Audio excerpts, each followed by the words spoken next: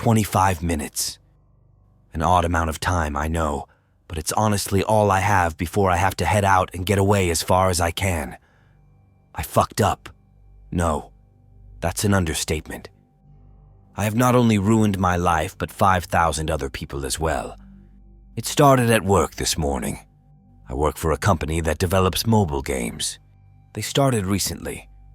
About 3 months ago, a buddy of mine, Jimmy, was recruited by one of the owners, and he heard about an easy job that would allow me to make double of what I make in sales.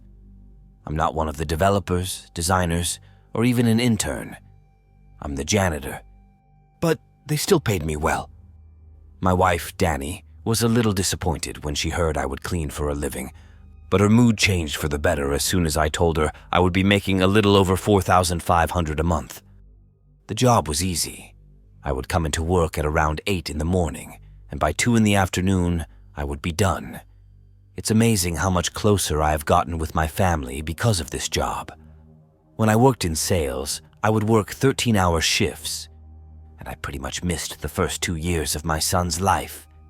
Now, with my new lighter work schedule, I have been able to get closer to Danny, and my son, Ryan, has become attached to me wherever I went. Hell, my boss even lets me bring Ryan to work on some days.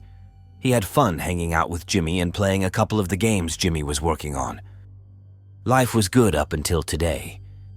It started off like any other. I woke up, took a shower, ate a light breakfast, and got to work at 7:45. Around 2:30, I was finishing up when I saw Jimmy standing behind me. He was swaying a bit, like he had a little too much to drink before coming into work.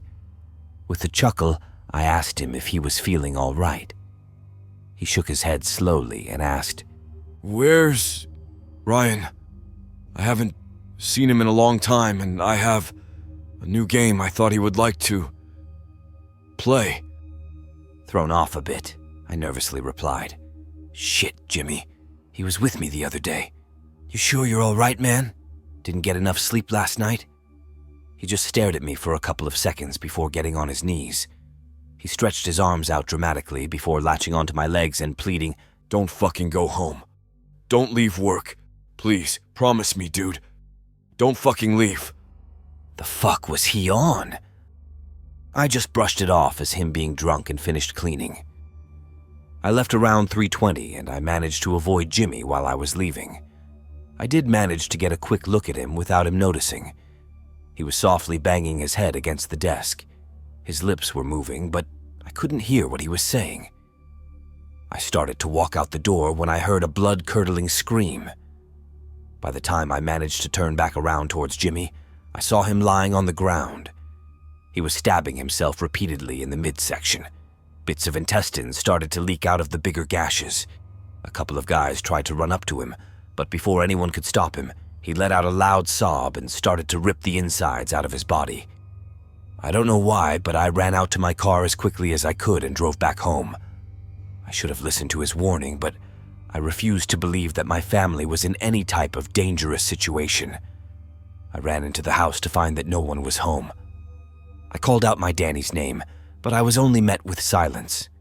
My phone started to vibrate. Without looking at who was calling, my finger accepted the call and I heard a muffled voice in the background. I knew it was Danny. Before I could say anything, a gruff voice on the other end asked, "Why didn't you listen to Jimmy? If you just stayed at work, I wouldn't have had to do any of this. Now, since you were the first to leave, you will be our second experiment. It's for a new game. We want to make it as immersive as possible, so we figured, hell, using real people in real situations will probably give us the best insight. Are you—" I cut him off and begged him to let me have my family back. I told him to take me instead, but he just laughed before saying, "No, you already know that's not going to happen. Now go into your closet. You will see a backpack with plenty of resources. Of course, the more accomplishments you achieve, the better the prizes get. Don't fail, or all 3 of you will die. You have 3 hours to get ready. Once the 3 hours is up, we will send you another call. Get in your car and drive as far away from home as you can. That way, the chances of you getting caught are less." I tried asking him why I would need to be concerned about getting caught, but he hung up. The last thing I did hear before he hung up was, "Ryan, that's why I only have 25 minutes. I spent an hour running through my house trying to find everything that could help me with whatever the fuck I had to do. The next hour was spent going to the bank and taking out all the money in my account, $324. I suck at saving money. 35 minutes was getting the bag out of the closet and getting everything in my car. The bag was pretty much shit. There was $8, 2 granola bars with the word health written on it, and 3 bottles of water. All right, I just got the warning call. Time for me to go. It's a new year. I guess I don't really have a choice. Time for a new me.